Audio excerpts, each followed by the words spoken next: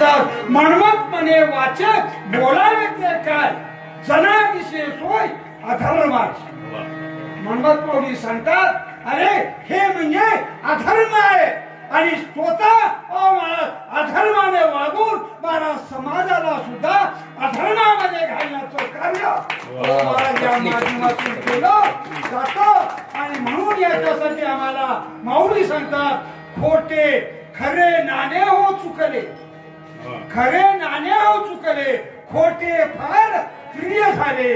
माऊलीस म्हणतात मला खऱ्याला हो महाराज आता वाव राहिला नाहीये आणि खोट मात्र पुढे पुढे उधळायला लागलेला आहे. पण माऊली सांगतात जो हसितोय तो फसितोय, जो हसतोय तोही फसतोय, तोही फसतोय, तुम्हालाही फसितोय. म्हणून परमार्थ हसण्यासाठी नाही, परमार्थ हसण्यासाठी नाही, परमार्थ हा जीवनाचं कल्याण करण्यासाठी आहे. मग कल्याण स्वरूपी कल्याणी नाव हे कल्याण.